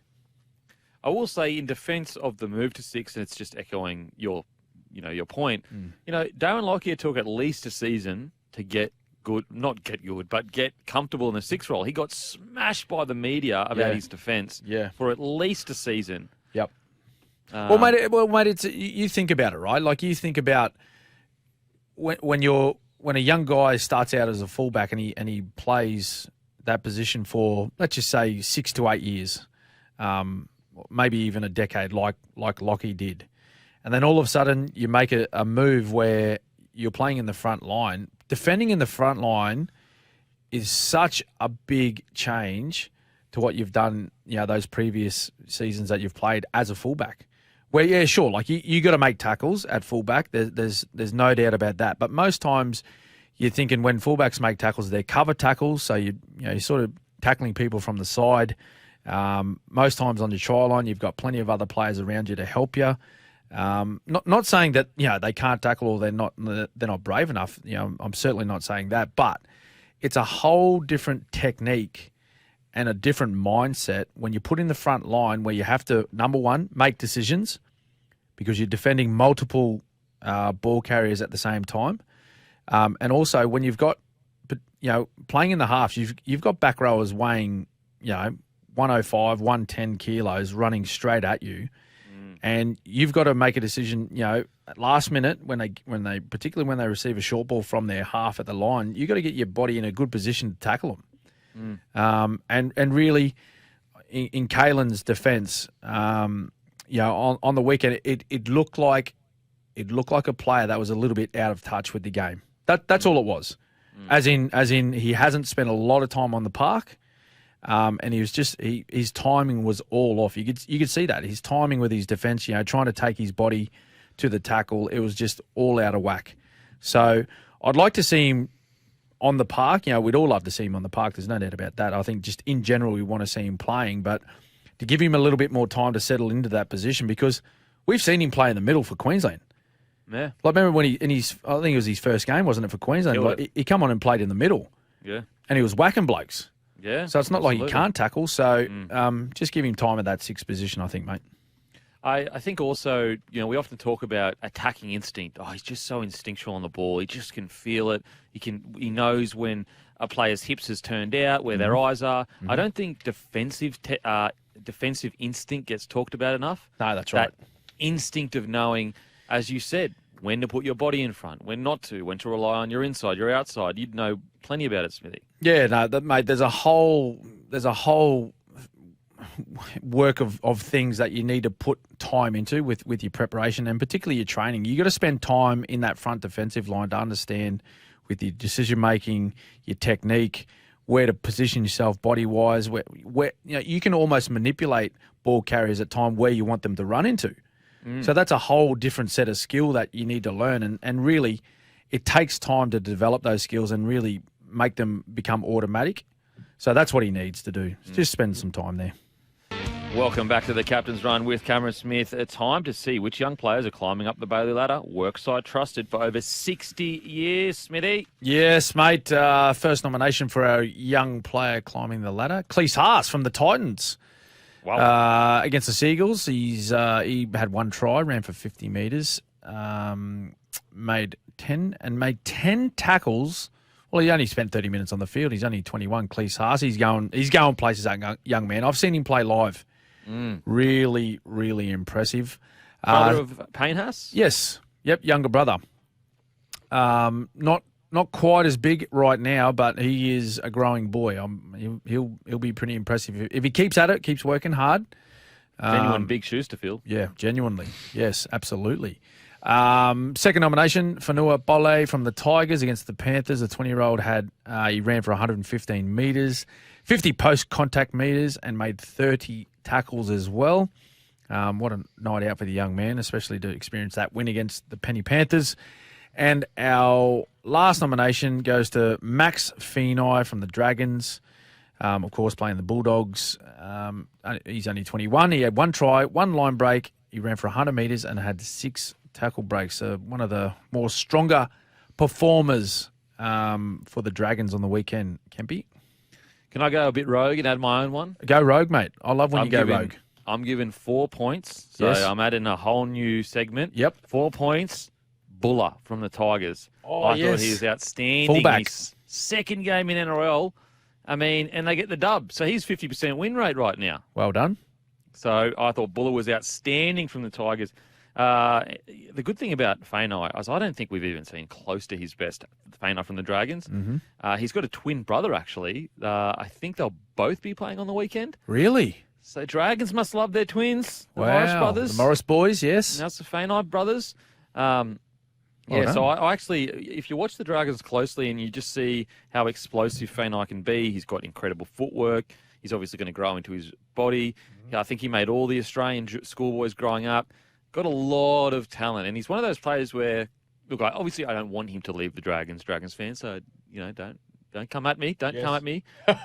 But I would, in a world where he wasn't at the Dragons and he was in a club that was going okay, I would love to see because he's the kind of winger that needs a team going forward for him to really excel. Yes. For example, a Manu Vatuvei in any team would impact games. Yes. Whereas a lot of wingers need their teams and their forward packs to be going forward for them to be able to really show their talents. And Fino, I think, is one of those guys. His brother Matthew playing together on the weekend. How good? Mate, Max and how Matthew. good. I mean, what about being a twin growing up? Just getting smashed with bad twin jokes. Like, it must be a nightmare. They must go to therapy or something. I wonder if we got twins listening, text in, guys. Boy or girl, text in. Let us know your worst twin joke. Something outside of footy, Kempy. That'd be hilarious. That would actually be hilarious. We've got some text here. Smithers and Kempy. I don't like Joey Manu at 5'8". I feel that at centres he gets more one-on-one in attacks. It's a big call. Yeah. Tommy, he's a bit worried over there, Tommy. As we said earlier, the Cowboys, they're about to kickstart their whole season and do a premiership run against the Roosters. That's what the whispers are. Mate, what's happening Roosters now is so Drew Hutchinson, he's been named in the centres. Is that right? Yep. Is Sammy Walker going to get a start back, you reckon? When? Well, it is a bit of a bizarre one because if you drop Walker and you put Manu at 6, Yep. and then you bring Walker back in, it's kind of like, well, what was the point of dropping Walker? That's just 2 extra games or 3 extra games that he hasn't gotten with Keary. Yeah. So I think it's going to be actually quite a while before, not quite a while as in like years, but I think we actually may see 4 to 6 weeks because you need to give Manu at least an opportunity to build a combination with Keary. Oh, so you're thinking it's not leaving him out for a couple, just say, mate, go back to Reggie's, refine your game, come back in. You reckon it's actually wasn't working, you and Keary, I'm going to put Manu in there, see how that goes, and if we're winning, it's going to stay. Yeah, I think so, because if you watch the Roosters footy, I mean, as you have been, they've been really struggling to find a game plan and stick to it. So I actually think it's testing a new thing. We're going to head to a break. Bailey Ladders, workside trusted for 60 years, bringing safety and efficiency. Welcome back to the Captain's Run. Smithy, we've got some texts here, even from a parent of a twin. Yeah. Richard, who's a Storm member, he said, hi, Cam and Kempy. I have twin girls, and it was the girls that played tricks on their teachers when at school. There you go. So they would have been saying, no, Sarah, and they go, I'm not Sarah. I'm Jessica. Not that I'm just making those names up, of course, but yeah, mate, I reckon you could cause a few more dramas being the twins rather than the other way round. We got copping a bit of grief. Mate, we got another text here. Lads, being the dad of twins, the worst joke around is gee whiz, double trouble, eh? Oh, yeah. Imagine hearing that 1,000 times a day. It'd be really entertaining. Mate, I'll just be playing. That's what I'll be playing jokes on my parents. Yeah. Hey, guys, the Twins played last week. Hey, guys, do you think Liddle should have been dropped over Mbai? I personally would have kept Liddle on the side. Yep. No, we spoke about that, yeah. We spoke about that already. After the news, round 10 preview. Welcome back to the Captain's Run with Cameron Smith. We are here for Chemist Warehouse, heading to Chemist Warehouse for great savings every day. And Spitwater, high-pressure cleaners, tools, not toys, tough and ready. And don't forget, guys, I will be at the Caxton Hotel, 1 p.m. Saturday. Myself, Guru, Timmy, Matty the Waterboy. Come have a beer with us. Come say hi. It is going to be a great time. But Smithy, we got the Bulldogs versus Raiders. Kirash returns on the sting for the injured Braided Burns. Max King also returns at prop. So does Franklin Pele. And Raiders, Savage returned. First time this year, named on the wing at the expense of Albert Hopewadi. How do you see this game playing out, mate? Yeah, this is, it's going to be a good matchup. It's 11 v 13. Interesting to note that as we get into the preview of the rounds, if certain results sort of go way of certain teams outside of the 8, there could be a huge change in this ladder across the weekend. Like, I think from 1st to 11th, I think that could all change across the weekend. Wow. Like 11th could possibly move into the top 4 with some wins. That's how close it all is, which is great for our competition. It's great to see all the teams aiming up week on week. But the Bulldogs and Raiders, yeah, it's a bit of a toss of the coin, this one. For me, look, we've spoken about the Raiders and the way that they play their footy and the way that they approach it. Although the Bulldogs, they surprised me a little bit across the weekend when they had that win against the Dragons. Xavier Savage, mate, first game of the year. It'd be interesting to see how he comes up and plays in the top grade. I think Raiders. I think Raiders in this one. I think they've really sort of. I think they've made a point to, now that they know Jack Whiten is done and dusted. He's going. This is going to be his last season at the footy club. That they want to make a point of doing the very best they can. To make this season enjoyable and as positive as it can be for him. He's done a lot for the footy club, so I think the Raiders will get this one against the Doggies. Yeah, I'm torn on this one because the Dogs have shown such a fighting spirit that I wonder whether the Raiders only winning by 1 point against the Dolphins has kind of I guess, are they fatigued? Are they going to be able to back up after that performance? I might go the Doggies. I like the style of footy they're playing. I like the confidence in which they're playing. Mm-hmm. They did go down to they did go down to Wollongong and take the points off the Dragons. Yep. And the Raiders have just been so hit or miss. They had that big lead at the start of the game last week. Yes. Second half completely just, faded away, unfortunately. Mm. So I think the Doggies might get them. I really do. Really? Yeah, I think there might be a bit of an upset here. I look across this back line. Yeah. I look across these squads as well. Yep. You got Burton at 7. You got Fogarty at 7. You got this young Olawapu that was solid on his debut. You look into their forwards. I'd say Bulldogs probably have better 9. Yep. Papali'i, obviously he's a legend of the Raiders. But Max King is young and he's aggressive and he's hopeful of, I guess, upsetting the cart.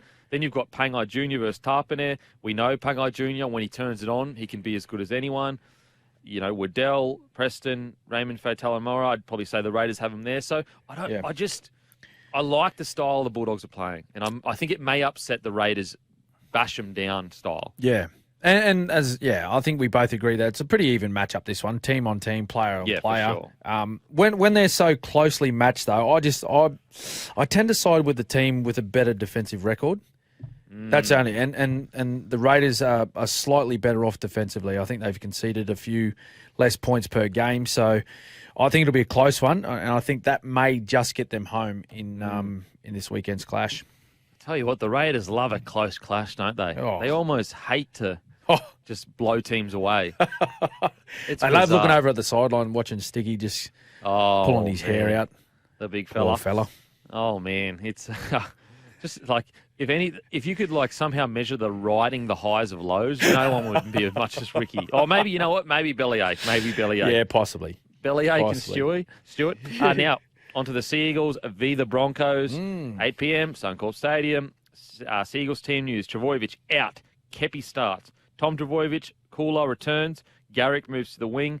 Ben Travojevic is back on the bench with Aaron Woods. Sipley is out with suspension. Broncos team news, both Ezra Mam and Payne Haas return from suspension. What do you reckon, Smithy? Well, with Mam and Payne Haas returning, I think they're a completely different footy side. Take two, highly involved, highly influential players out of any team, and they look very different, and they perform very different, particularly when they're playing against sides like they did last week against the Rabbitohs. I think this is the Broncos' game to lose. I really do. I don't think that, I'd be doubting them too much in this one. There's a bit going on in this game, though. It's not just the two teams taken out. There's obviously Anthony Seibold. He's returning to take on the Broncos, a team that he coached, and a lot of things happened in that time that he was head coach of the Broncos, of course, and it didn't end all that well.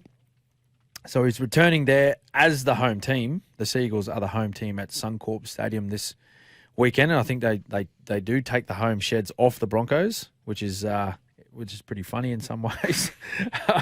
But look, mate, I think, in all honesty, I think this is the Broncos' game.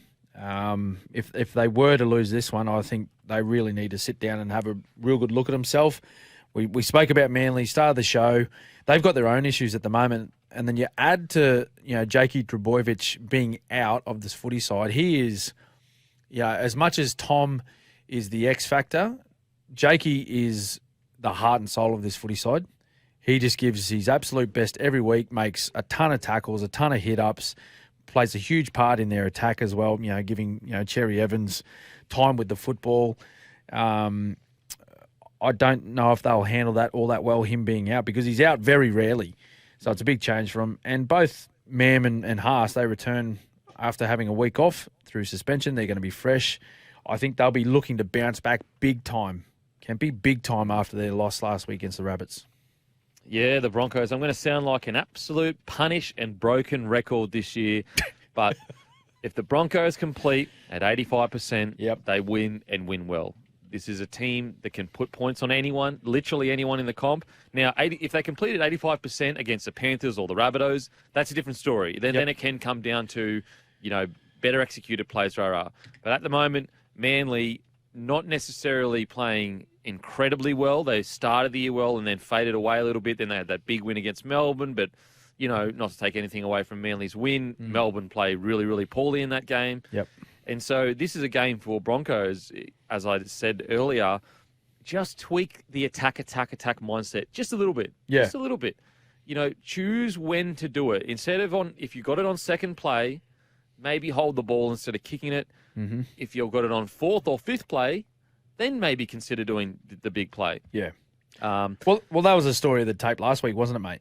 Like, I think, and Katoni Staggs was involved in a few of those plays where I think they made a line break down the side, then the left-hand side, the ball got spread. Tackle two, I think, over to his edge. He made a half break and then was looking to set up his winger. He ended up kicking the football and turning the ball over. And, previous to that and after that, I think he tried a couple of passes in a lot of traffic and just turned the ball over cheaply to the Rabbitohs. So I agree with you, mate, with that. From that point of view with the Broncos is just be happy to work through your sets and be boring at times. Because all you're doing is you just want to keep applying pressure to the opposition. You've got enough class and enough points in your footy team to score plenty at the back end. And I look at Manly and I go, okay, yes, you haven't been the best over the last few weeks, but remember what the Broncos did to you last year at Magic Round. They absolutely towed them up. Yes. And so if I'm Seabold, I'll be going, boys, we are not going to embarrass ourselves like this ever again, getting beaten 50-6 or something like that. Yeah. Magic Round, arguably the biggest round of the year when it comes to end season. Yep. And so if I'm Seabold, I'm going, boys, let's forget about the ladder. Let's forget about the 2 points. And just let's talk about the embarrassment that they put on us last year. Are we going to allow that again? Yeah. And mate, with the Broncos, it's a huge few weeks coming up for them. Okay, so we're heading into Origin period as well, so they're going to have a handful of players out with that, but obviously take on Manly. They're the away team, but they're playing in front of their home crowd, right? Then they take on Melbourne the following week, and then it's the Penrith Panthers. Oof. So this one is huge in the context of the season. I'd be thinking, hey, boys, number one, bounce back from last week. We need a much improved performance. And secondly, hey, we're the top of the table at the moment. Do we want to stay there or do we want to drop down? Because as I said, the ladder at the moment from the Broncos all the way down to 11th spot in Canberra, there's 4 points, Kempy. There's 4 points difference. Yeah. So if they're to lose, and let's just say Canberra win and a few, results go Canberra's way, and like Gold Coast Titans are saying they're on 10 points like the Raiders. Like we could have a logjam up the top of teams in and around 14 points and 12 points respectively, all sitting up in that sort of top 8 range. Yeah. You wanna continue on with the hard work that you've done early in the season with those first month to 6 weeks of matches where you've gone, logged up a few wins, you've got some good points. You want to go out there and win these ones and make sure that you continue your spot at the top of the table. Yeah, it's a great point, Smithy, because if you go loss, that's obviously a total of 6 points. Yeah. There's a world in 3 weeks' time where we're literally outside the 8. Oh, no. And then you're going, no. uh-oh. And you're right, it's Manly Penrith. We're not talking about, Melbourne. Melbourne Penrith. Yeah. Two of the hardest games for us literally in the competition. So it's almost like if you're the Broncos boys, we are desperate to win this game to ensure that we're still. And as I said, Manly, it's all about, remember what happened last year, boys? There's an ambush here. Let's ambush them like they did to us last year. We're going to head to a break. After the break, we've got Warriors v Panthers preview. Welcome back to the Captain's Run with Cameron Smith. And don't forget, I'll be at the Caxton from 1 p.m. this Saturday. Me, Guru, Maddie, Timmy, come down, say hi. And I'm sure you'll see the great Smithers, a.k.a. Smizzle, as one of our texters called him. They call D-Mizzle and Smizzle, hey? Yeah. That's a new nickname now to the younger generation, Smizzle. D-Sizzle and Smizzle. There you go. There you go, D-Sizzle. D-Sizzle. Stop it. Warriors v the Panthers, Saturday 3 p.m. at Suncorp Stadium, obviously. Charles Nicoll-Klugstad, Tohu Harris both returned. Curran moves back to the bench. James Fisher-Hash returns from a knee injury. Spencer Lenu listed among the reserves as he missed last week with a calf injury. Smizzle, what do we think? Mate, big ins for both sides. Tohu Harris, great to see him back. But I think after that Anzac game, he was a little bit of concern about how long he was going to stay out with a bit of a medial issue. I think he's been actually just dealing with it for the most part of the year. So he's back, makes a huge difference to this footy side. Charles Nicoll-Klugstad, the same thing at fullback. Fisher-Harris, though, like seriously, watching the Panthers play, you can tell that they've had a couple of more senior players not there, and you've seen the effects of those players not being there at crucial stages of the game. Now, I understand, they've still got wonderful players involved, particularly, Cleary and Isaiah Yeo, all these type of guys, but Jerome Luai also. But when you take out these soldiers, these workers, it just makes it that much harder for your key position players to get their job done. Because you're replacing with guys, maybe not at the same standard or not at the same experience, and they just don't offer the same as what those great players do, like James Fisher-Harris. So really keen to see what type of Panthers team we see this week with a guy back of his calibre. From the Warriors' point of view, probably the team of the competition that has impressed me the most, I reckon. From where they have been in the last couple to now, if they don't cop a couple of injuries and a player in the sin bin in that Anzac game against Melbourne, I think they go on and win that game. I really do. And the way that they started with a couple of early tries, they looked in sync. They look silky with the football defensively. They look quite sound, always very aggressive.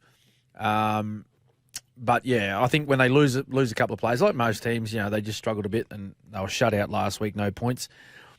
Look, I'm going to back Penrith. It's hard to knock a champion team. They would have been very disappointed with the loss last week in Bathurst, and I think we'll see them bounce back. They're playing at a ground where they're comfortable playing at, and they enjoy playing in front of the big crowds as well. They're a team of entertainers, as we know. I think the Panthers too strong for Warriors. Yeah, I look at the Panthers, and what I want to see at this game, because they go up against the Knights, had one of the worst games we've seen them play in a very long time, and that's no disrespect to the Knights. The Knights made them play that way. It's not just there was only it takes two to dance, two to tango, but then they rock up against the Tigers. They get done, and what I want to see from the Panthers is they often say after you've won a premiership, you lose that edge. There's almost a bit of contentment. Now, I'm not saying the Panthers are there yet at all. I'm not saying that they're just sitting back on their haunches going, we're back-to-back premiers or whatever.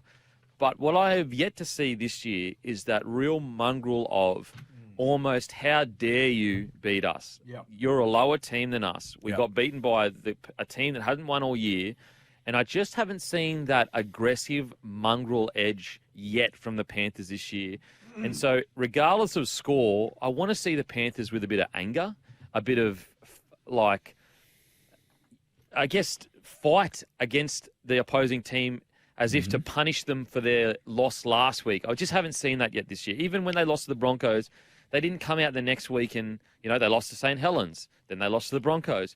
And although they are still defensively one of the best teams in the comp, I think they're still in the top 4 or definitely at the top 8. And as we know, the top 4 and top 8 are very, very close. Yep. I just want to see anger from the Panthers, and almost as if, how dare you disrespect the back-to-back premiers? Well, look, they're a very different side this year. There's no doubt about that. And a couple of reasons for mine, okay? So, well, probably 3 reasons. They've suffered more injuries this year than what they have in previous couple. I think it's something that they haven't had to deal with over the last couple of years. They've been very fortunate and lucky to have maintained quite a healthy squad over those years where they were very strong through 20, 21 and 22. The latter 2 seasons they took out the premiership. It takes a bit of luck to win it, and they certainly had that as far as the health of their team and suspensions as well. This year, as I mentioned before, Fisher Harris, he spent some time out of the team. Liam Martin, he's still not back. But they've also lost Api Coruscant and Viliami Kikau. Now, 2 players that were vitally important to their double premiership that they won, their back-to-back premierships, with the game plan that they had and the style of footy that they played. Now, I still feel as though they're coming to terms with the loss of those 2 players. Not that they didn't know it was coming, because they chose not to re-sign them, or they knew the players were going elsewhere. But particularly Appy, I think the style of footy that he played from the play the ball, it built so much momentum for this footy side, and in particular built momentum for Nathan Cleary and Jerome Luai to do their thing. Now, there's times where they are going forward and they're getting quick play the balls, but not as consistently as they were with Api Coruscant. Now, that's not a knock on the dummy halves that are playing there right now. It's just that they don't have the experience, or they don't play the same style of footy as Api Coruscant does. So that's been a big thing for me as well. The last one, Kempy, is, and you mentioned that premiership hangover. Well, we've seen them produce quality seasons for 3 years in a row. All right? So maybe the hangover is not quite the right way to put it. But you got to understand, when you are the benchmark of the competition, it doesn't matter who you play. It doesn't matter who you play, where they sit on the ladder, the form that they've been in the previous couple of weeks. They come knowing that they are taking on the best team in the comp. So you have to be up every single week to make sure, or to ensure that your team's at your best, you as an individual are at your best, because you know that the team that you're playing, they're going to push you. And if you don't, then they'll be there to take the game when it's there on offer to win. And in a way, that takes its toll on you, physically and mentally, being up every week against every opposition. And it becomes a little bit frustrating in some ways too, because when you look at teams that get up for you, you're like, hang on a minute, they got beat by 40 last week. Now they're aiming up against us. What's going on here? But that's just the nature of the sport, where teams know that they have to be up when they play the Penny Panthers. So that in a way, or in a lot of ways, sorry mate, it can be fatiguing physically and mentally for them. Welcome back to the Captain's Run. Time now for Sharks v Dolphins. Royce Hunt starts for Braden Hamlin-Uele. Dale Finucane returns from suspension at 13. Cam McInnes moves to the bench, which I find interesting. I don't mind Cam McInnes starting at the bench and maybe Finucane at the front, but we'll get your thoughts, Smithy. Stone and Jennings are out of the side. Tessie New, Anthony Milford and Mason Teague are coming into the 17. How do you see this one playing out, mate? Well, that positional change that you mentioned about Finucane and Cam McInnes, that may change before kickoff. He might opt to start McInnes on the field to get the match underway and Finucane off the bench. But, knowing Dale, he would have done everything he can while he's been suspended to have himself in tip-top shape and fit and ready to go. I don't mind the move as well, mate, with McInnes off the bench. He adds a bit of leg speed when he comes on, and he's got a bit about him, mate, a bit of energy coming off the bench. He can really, put the middle forwards for the Dolphins under a fair bit of heat. When the stings come out of the game a little bit, for the Dolphins, mate, they just keep turning up. Now I know they haven't won all of their matches, but the ones that they have lost, barring the one against St George Illawarra, they have pushed the opposition team to the wire. To the wire. Whether it's, the opposition team coming from a deficit on the scoreboard to come over and beat them late, or whether it's the Dolphins having a surge late to push a team into, say, maybe Golden Point like they did on the weekend. It's so hard to knock them given the way they play every week and so consistently. But with the way the Sharks are running pretty hot at the moment, they didn't have a whole lot of resistance last week against the Cowboys. But I'm going to go Sharkies right now, sitting second. Talking about opportunities, right? We're talking about the Broncos earlier about, taking your opportunities and looking at what's coming and whatnot. Sharkies have an opportunity to go top of the ladder if they win this one. Now, they had a bit of an up and down start to the year. A lot of people were saying, no, they'll be top four again and possibly push for a grand final spot, maybe a premiership. Then the doubters come in. There was a few people knocking them, going, no, what's happened to them? And even we spoke about the change in their defensive attitude in a couple of those losses earlier in the year, but they still find themselves way up high on the ladder. If they were able to win this one, they give themselves a chance of, as I said, finishing this round in the number one spot. It's ever since, as a player, I didn't really, because I obviously never was a senior player and never in a key position or whatever. It's ever since I got into like the media side of things, I've started to really appreciate how important early wins in the season are. Early wins, mate. And how you can look at you could look at the ladder right now and you could go, you think a team is going absolutely terribly, like, oh, my team is terrible this year. Yep. Like, for example, I'm sure there are Raiders fans that go, mate, our team this year just nowhere near where they need to be. Yep. They're still on 10 points, which is equal to the Panthers. Even though you would say, oh, they haven't had the best year, it's not like disaster zone yet.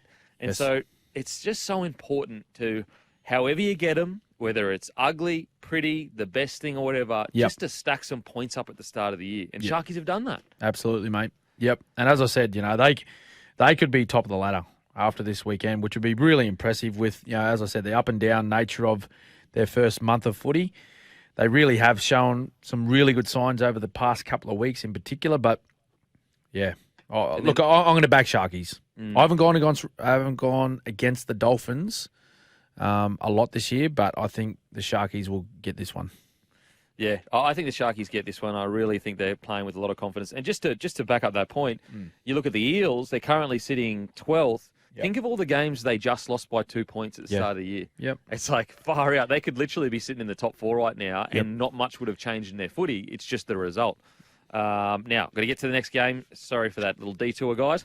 I just thought it's a really great point, Smithy, that the Sharkies could literally be number one, and we're sitting at round 10. Crazy. Like, what an achievement. Yep. Storm v. the Rabbitohs. No changes to the Storm side that beat the Warriors on Anzac Day.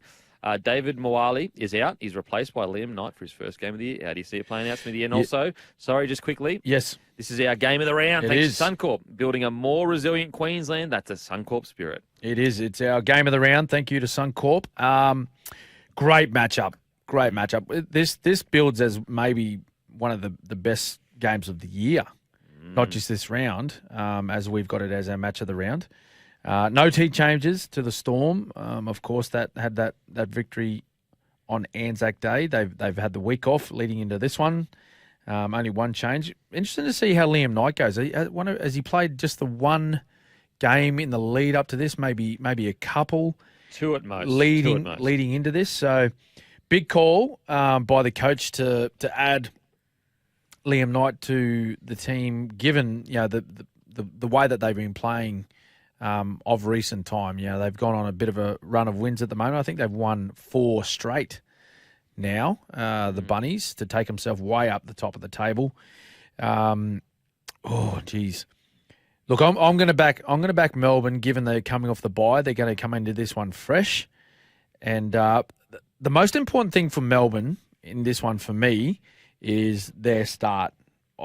They just have to start better than what they did on Anzac Day. They give They give the Warriors an opportunity to take the game away from them early in that match, but they were good enough. And as I said, maybe a little bit fortunate too in the way of injuries that occurred to particular players from the Warriors, and then a sin binning as well, which gave them, an opportunity to score points, particularly late in the match, to take the game away from the Warriors. But they need to start fast. That's what they need to do. They need to start fast, put some scoreboard pressure on the Bunnies early, because if they don't, and they start giving a little bit of possession and particularly field position to the Rabbitohs, and they start building that confidence like we see them do throughout matches this year, and particularly over the last month, they've got so many points in them, and they've got so many dangerous points or dangerous players that can attack from different positions on the field.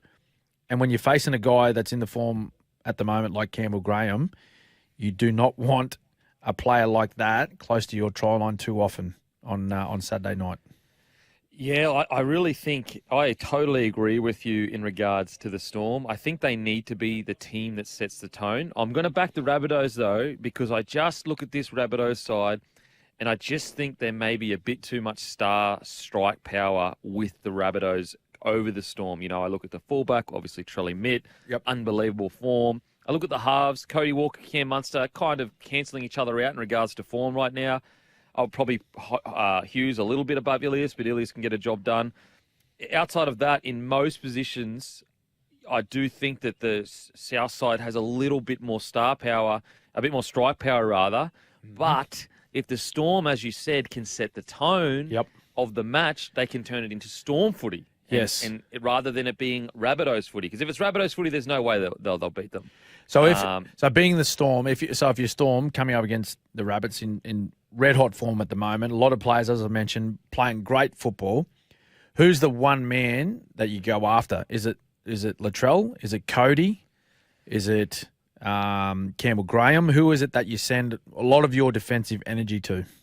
I'd be going straight at Cody Walker. Just trying to almost like Trell Mitt is unbelievable. Everyone knows what Trell Mitt can do. Yep. But I do still think that Cody Walker is the heart. He's almost the hand in the glove to a degree, and Latrell is the glove. I still think Cody Walker, when they win, it's usually off the back of Cody Walker orchestrating the victory. Okay. So I'd be going straight at him in regards to, a bit of niggle, try and get him fired up, try and get him thinking about other things. Because the thing with Latrell, let's say Latrell's got a target on his back, if Latrell turns up and he is in, career best form, it doesn't matter what you do. Yeah, that's right. You could send everything after him, and you're not going to be able to stop him. Right. So Cody Walker is the man I would be trying to, I guess, get under. Yep. So Cody Walker, there you go. Bellyache, he's an avid fan of the Captain's Run. He's listening. There you go. That one was free, Bellyache. Next one, though. Next one's going to cost you, mate. Just so you know. Anyway, that was our game of the round. Thanks to Suncorp. Make sure you're Queensland covered. Search Suncorp Insurance for quote of the day. That's the Suncorp spirit. We'll see you after the break. Tigers v Dragons. Yeah, stack of changes for the Dragons, boys. And for the Tigers, well, I think they just grow in confidence off the back of that win last week. Of course, a suspension to Brent Naden, but I just think they now approach this game with a lot more confidence. There's going to be a buzz around training this week with their footy team, with their whole, not just the footy team, the footy club and the fans and what happened across the weekend. I think they come up to Brisbane to take on the Dragons full of running and just believing that they can go out there and win. Like if you knock off the reigning premiers, and particularly a side like Penrith who have been so dominant, why can't you just replicate that the following week? Dragons are going to be desperate, of course. Some big changes to their footy side. So if you're making changes to guys like Zach Lomax and he's not making the side, I think everyone has been put on notice. Every other player's been put on notice. Maybe there's an exception for Ben Hunt. But every other player has been put on notice to say, look, if you don't aim up, then we're going to make some changes. So it'll be great to see the response of the Dragons. But I'll tell you what, Kempy, I can't believe I'm going to say this, but I'm going Tigers for back-to-back victories. Mate, I love it because I've been Yep. flip-flopping on this one. Dragons, obviously, message being sent, people getting dropped, rah, rah. But the Tigers, they actually have been, their forwards at least, have been laying a platform. Yep. Every single week, you get a week closer to the forwards understanding Api Coruscant's game. And last week was probably the best week where the forwards really got on song on the same page as Api Coruscant. And I just think around the ruck there, when you're looking at the two competing forward packs, I actually think on paper the Tigers forwards pack is noticeably better. Yep. And is more explosive. I mean, you got Alex Toll coming off the bench running for 150 metres in 30 minutes or something. No misses in the tackle count. So Yep. I've been flipping and flopping on this in regards to if the Dragons hadn't have made drastic changes, I probably would have gone Tigers. But are the Dragons playing group now going to be almost scared into, oh, wow, this is it. Yep. My spot is on the line here. Yep. If I don't rip and tear, I'm getting dropped. Yep.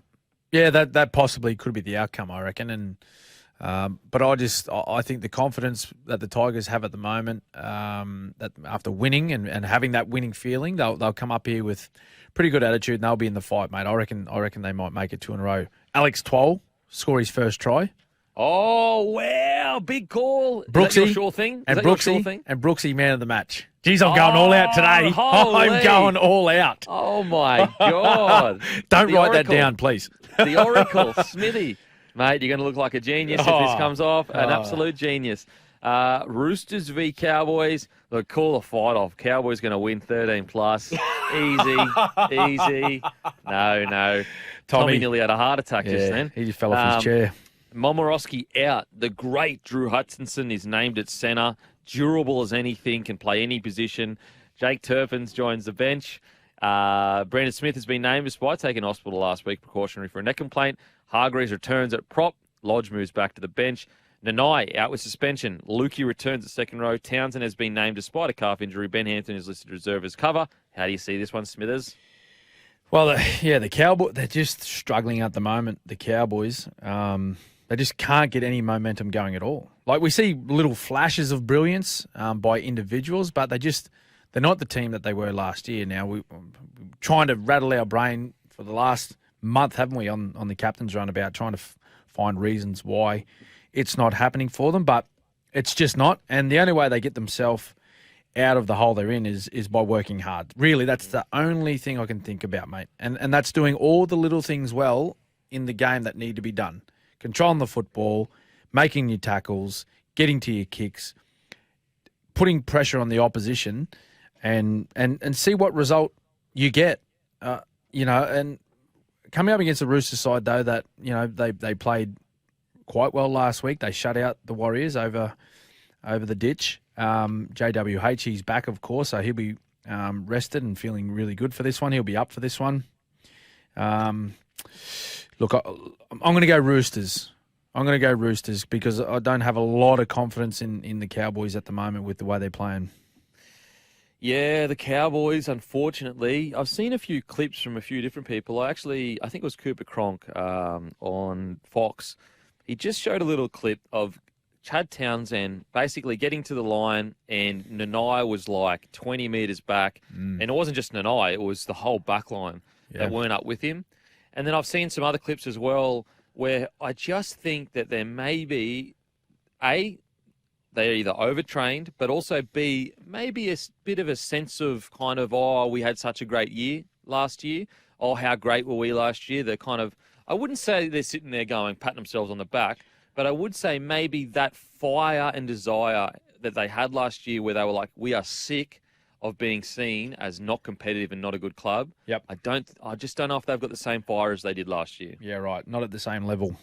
And with the Roosters, it's almost like a yearly thing. Yep, they got the win. I love they kept the Warriors to nil.